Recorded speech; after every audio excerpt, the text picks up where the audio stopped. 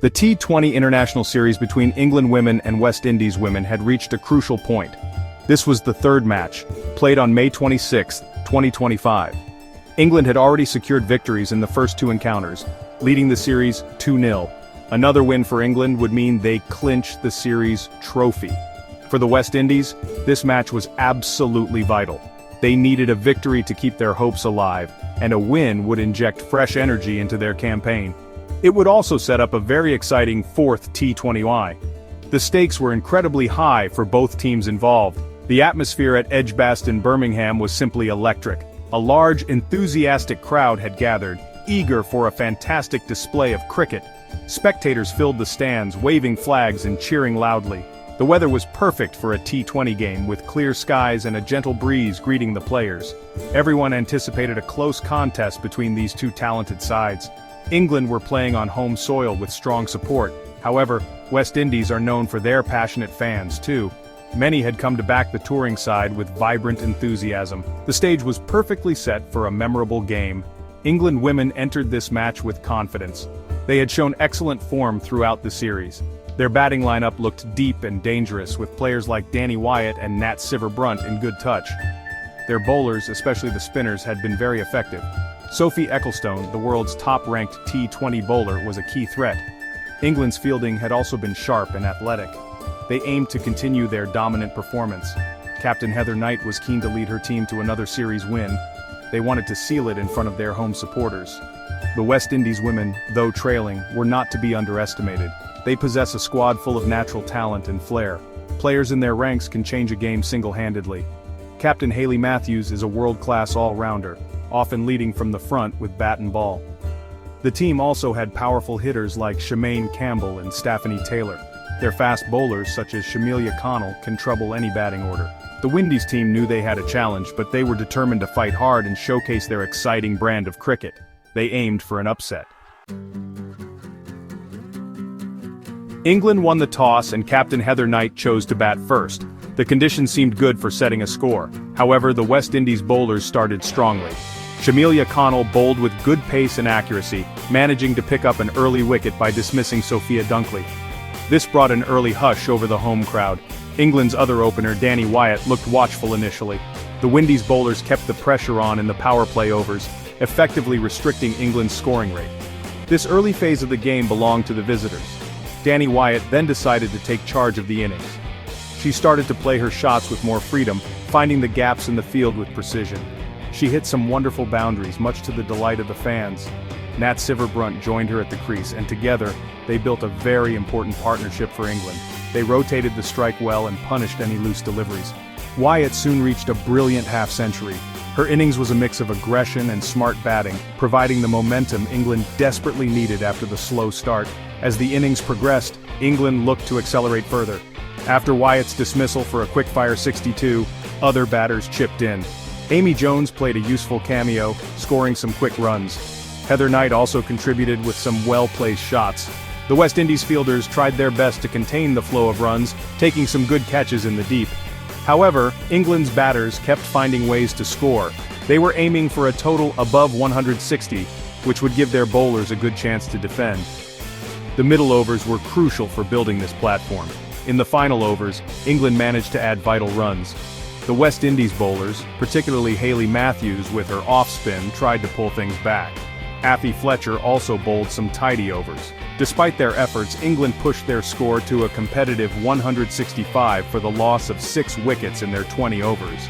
It was a challenging total, but not an unbeatable one. The West Indies team would have felt they had a good chance.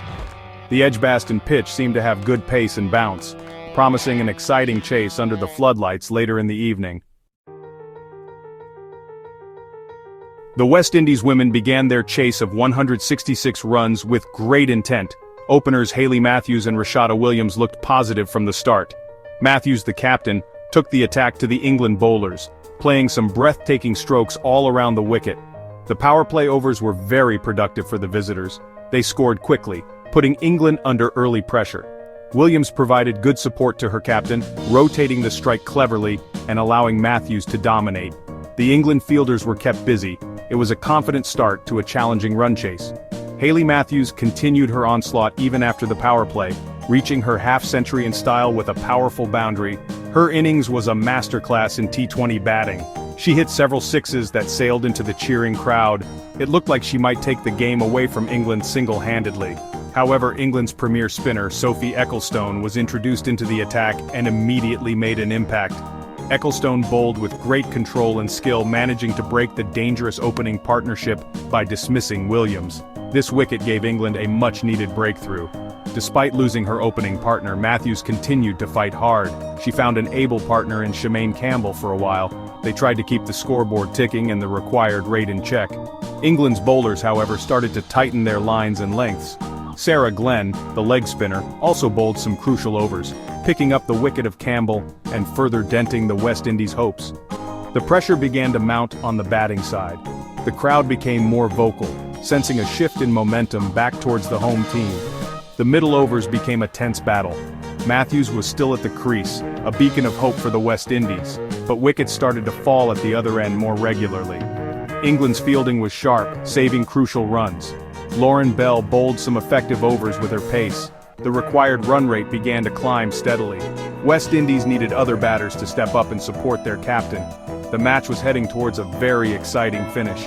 Every run was becoming precious. The tension was palpable both on and off the field.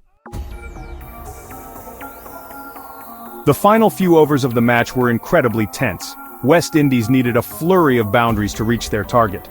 Hayley Matthews was still fighting, but she was running out of partners. England's bowlers held their nerve under immense pressure.